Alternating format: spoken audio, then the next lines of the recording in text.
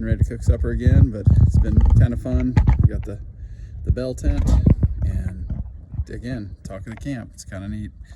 Everyone really likes it, and it's done good for Sam and I. We got a fire going in currently,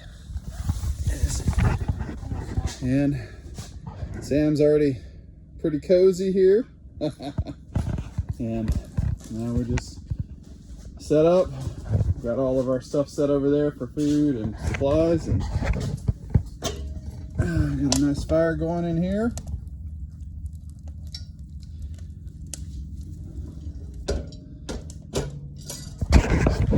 It's only supposed to get down to 38 or 40 tonight, so not too bad, but man, yeah, this tent's pretty awesome for doing this.